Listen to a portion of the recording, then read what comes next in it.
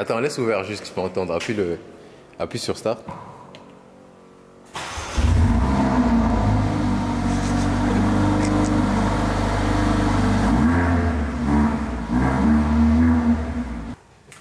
Ouais, je sais, j'ai déconné.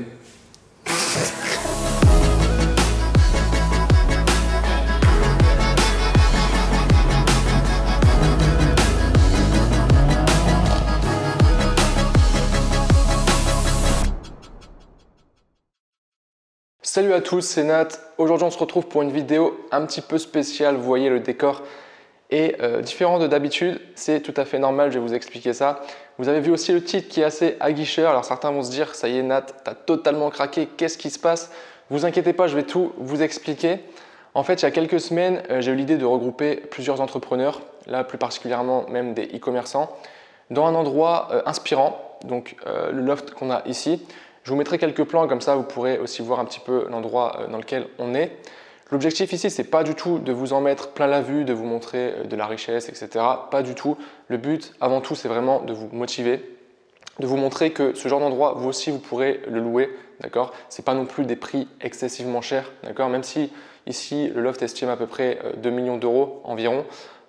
Pour louer ce loft, c'est tout à fait accessible. Donc si on a décidé de louer cet endroit, c'est tout simplement pour se regrouper en tant qu'entrepreneur.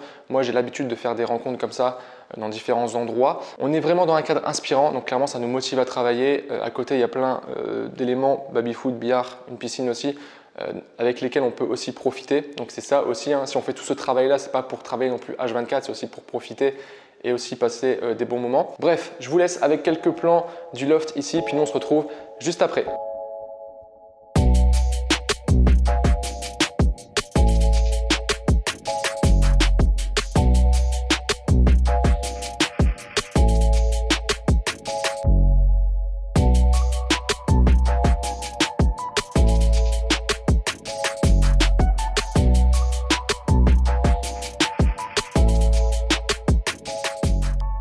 Bonne bécane.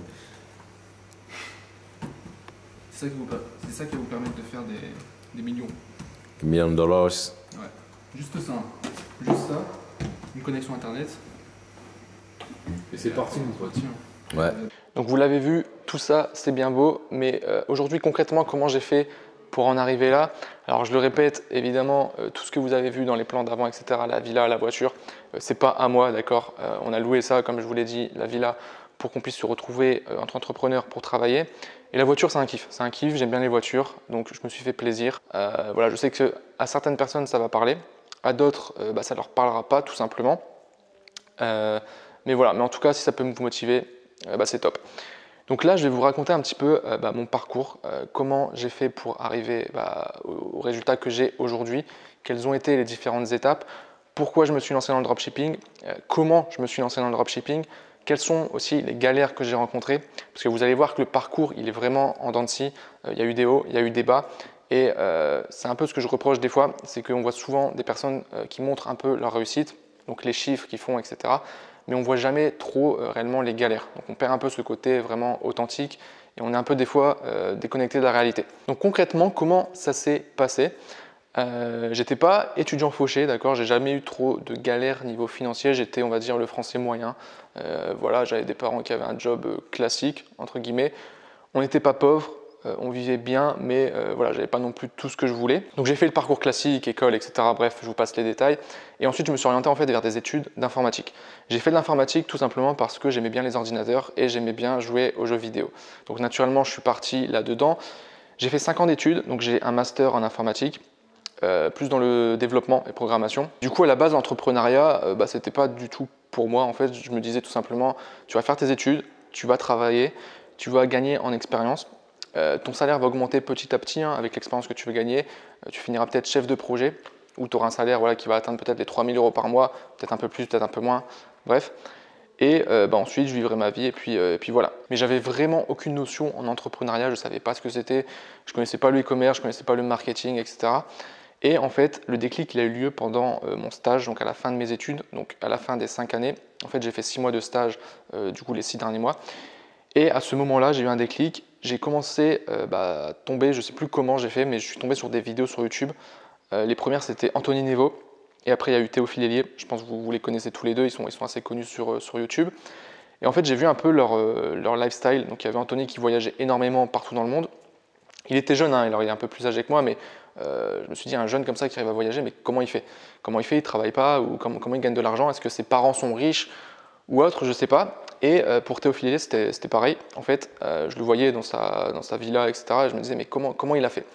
Et au lieu de me dire, ouais, ok, c'est encore un fils à papa, il veut s'exposer sur YouTube, etc., j'essaie vraiment de comprendre comment il a fait, tout simplement.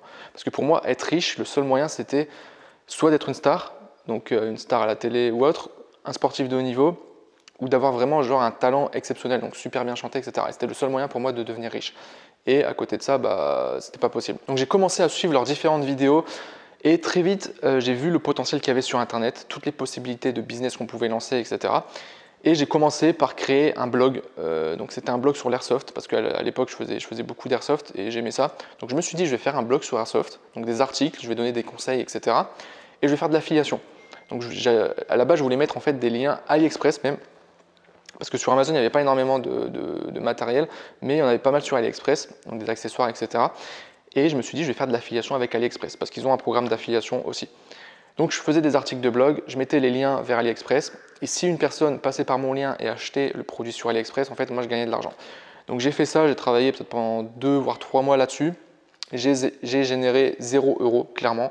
Ça n'a pas marché parce que je ne savais pas attirer du trafic sur mon site. L'avantage, c'est que j'étais développeur, donc le milieu du web, je connaissais quand même un petit peu, donc je savais faire des sites, mais après, par contre, tout ce qui est marketing, ramener des gens sur le site, ça, je ne savais pas du tout le faire. Donc ça n'a pas fonctionné, au bout de 3 mois, j'ai stoppé, et c'est à ce moment-là que j'ai découvert le dropshipping. Et là, tout de suite, j'ai compris la puissance du business model.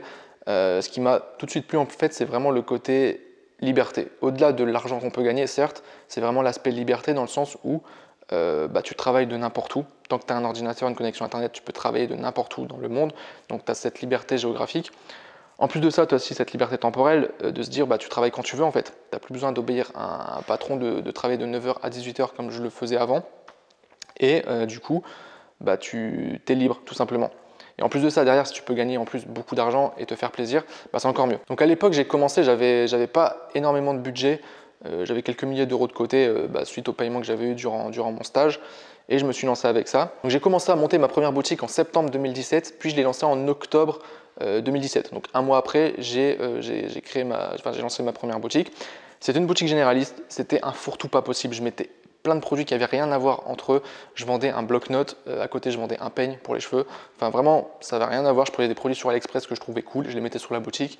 Et puis à côté, je lançais des publicités Facebook. Je n'étais pas du tout formé, je faisais ça un petit peu à l'arrache, donc avec les vidéos que j'avais trouvées sur YouTube. Et à cette époque-là, il n'y avait pas grand-chose honnêtement. Donc je me suis lancé, j'ai dépensé 90 € en pub, j'ai fait 0 €, 0 vente, un échec complet. Donc je me suis dit non, il faut que je change de stratégie. J'ai vu que les boutiques de niche ça marchait bien, donc je me suis dit on va stopper la boutique généraliste, on va faire une boutique de niche. Et j'ai fait une boutique où je vendais des accessoires dans l'univers du cheval. Donc pas des produits pour les chevaux, mais genre je sais pas, des bracelets, des colliers avec des, par exemple, le premier produit que j'ai vendu qui a bien marché, c'était un bracelet avec un fer à cheval dessus. Voilà. Donc je ciblais des passionnés de chevaux. Donc j'ai créé cette boutique-là. Je l'ai lancée, j'ai lancé publicité et là c'était ouf parce que c'était ma première vente, elle s'est passée comme ça. Le lendemain, j'ai eu la première vente, je les ai lancés au soir, donc c'était vers 19h, 20h, un truc comme ça. Et le lendemain matin, j'ai vu, quand je me suis réveillé, en fait, j'avais eu ma première vente à 19,90 €, c'était un bracelet. Et j'étais fou, je me suis dit ça y est, on peut gagner de l'argent sur Internet, c'est possible. Et surtout, on peut gagner de l'argent pendant qu'on dort. C'était ça qui était ouf, c'est que j'avais gagné de l'argent alors que j'étais en train de dormir. Donc j'étais un peu tout fou.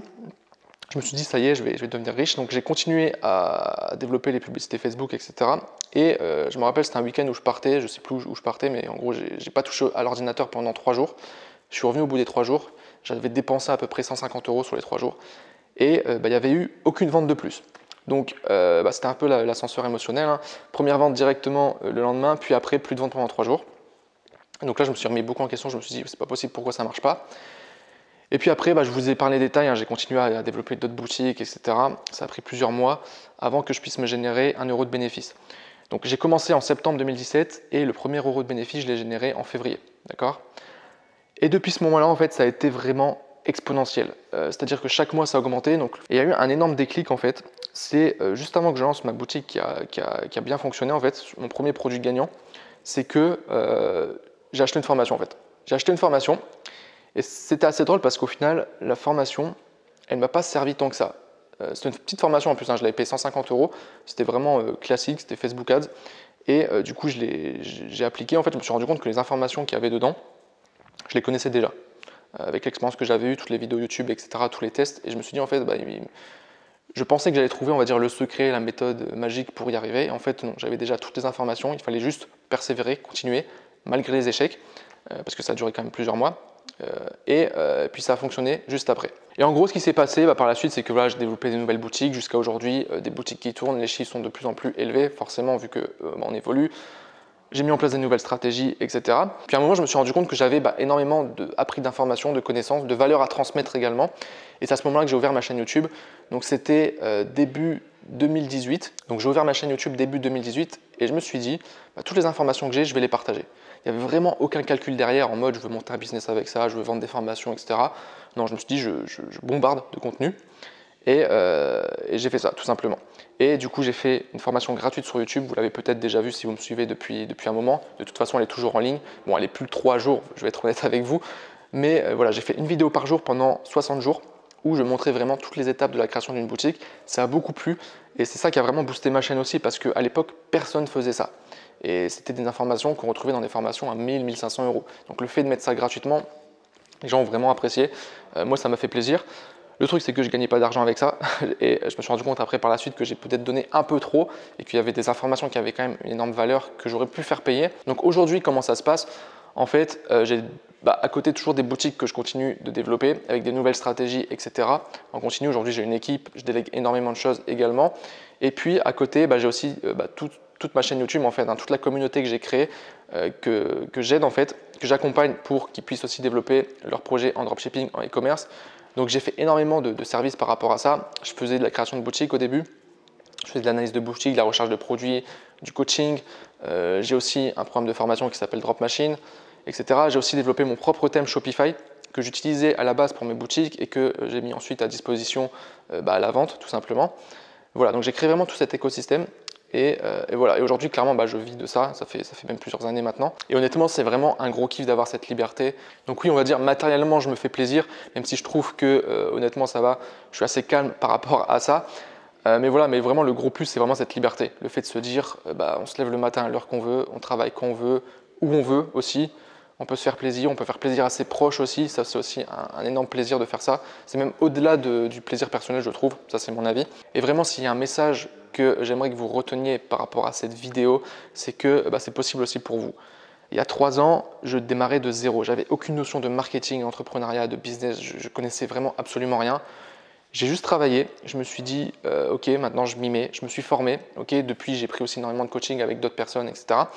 Et aujourd'hui, j'ai les résultats que j'ai là. Certains vont dire, oui, mais tu as fait des études d'informatique, ça t'a aidé, etc. Alors honnêtement, ça m'a aidé sur certains aspects, d'un point de vue technique, mais ce n'est pas nécessaire. D'accord ? Ça a été un accélérateur peut-être pour moi au départ, le fait d'avoir fait des études. Mais aujourd'hui, si vous n'avez pas fait d'études, si vous ne faites pas d'études, ce n'est pas pour ça que vous n'y arriverez pas. Et surtout que là, il faut que vous vous rendiez compte aussi, c'est qu'aujourd'hui, c'est beaucoup plus simple. Malgré ce qu'on peut entendre, oui, le dropshipping c'est mort, etc. C'est beaucoup plus simple de se lancer aujourd'hui qu'il y a 2-3 ans. Pourquoi ? Parce qu'aujourd'hui, on a beaucoup plus d'informations, de connaissances. De toute façon, vous voyez sur YouTube tout le contenu qu'il y a par rapport au dropshipping, à l'e-commerce, tous les formateurs, tous les coachings qu'on peut prendre, les accompagnements, etc. Bref, aujourd'hui, clairement, ça c'est mon avis, mais pour moi, c'est impossible de ne pas réussir en dropshipping. Si vous vous donnez les moyens, vous y arriverez parce que l'information elle est là. Il y a plein de gens qui font du chiffre en dropshipping aujourd'hui. Vous avez juste à aller chercher l'information. Alors oui, ça va demander des sacrifices. Il faudra investir de l'argent, investir du temps, de l'énergie. Au lieu de sortir avec vos amis, faire la fête le week-end, vous allez passer des nuits blanches à travailler sur vos business.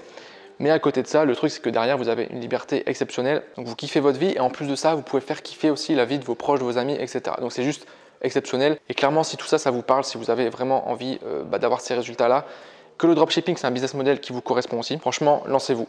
Après, peu importe le moyen, peu importe la stratégie, mais donnez-vous les moyens d'y arriver, tout simplement. Voilà, c'est vraiment le message que je voulais vous faire passer à travers cette vidéo. En tout cas, j'espère sincèrement que ça vous aura motivé. Je rebondis un peu sur ce que je vous ai dit en début de vidéo, le fait de s'entourer d'entrepreneurs comme on l'a fait ici. On va faire un truc pratique, ultra concret. Ce que vous allez faire, c'est que si vous avez envie de rencontrer d'autres personnes qui font du dropshipping, d'échanger, etc., Ce qu'on va faire, c'est que vous allez poster un commentaire dans la vidéo, vous allez mettre votre prénom. Par exemple, vous pouvez mettre votre prénom, votre nom, vous faites comme vous voulez. Vous mettez la ville dans laquelle vous êtes et vous mettez aussi votre niveau en dropshipping. Donc vous pouvez mettre un petit paragraphe sur voilà, ça fait autant de temps que je fais du dropshipping, j'ai fait autant de résultats, etc. Voilà, vous faites un petit paragraphe où vous expliquez un petit peu qui vous êtes, etc. Et l'objectif, c'est quoi? C'est que d'autres personnes vont voir votre commentaire et vous allez pouvoir comme ça rentrer en contact avec d'autres personnes. Et le but, c'est qu'ensuite vous puissiez échanger, donc peut-être d'abord sur les réseaux sociaux. Puis après, le but de mettre la ville, c'est que vous puissiez vous rencontrer ensuite dans vos villes respectives et que vous puissiez échanger et avancer ensemble sur vos business. Croyez-moi, moi j'ai mis du temps avant de rencontrer d'autres entrepreneurs. Au début, j'ai dû bosser franchement pendant 1 an facile, tout seul dans ma chambre. C'était dur, c'était pas motivant. Mais des fois, le fait juste d'échanger, en fait, de parler de son business avec d'autres personnes, ça vous redonne un coup de boost. Donc franchement, faites-le. Donc un grand merci à vous d'avoir regardé cette vidéo. Si vous avez aimé cette vidéo, n'hésitez pas à mettre un like. Également, n'hésitez pas aussi à me faire un retour dans les commentaires pour savoir un petit peu si vous aimez un petit peu ce genre de vidéo qui change un petit peu d'habitude. Et puis moi, sur ce, je vous souhaite une bonne journée et je vous dis à très bientôt. Ciao!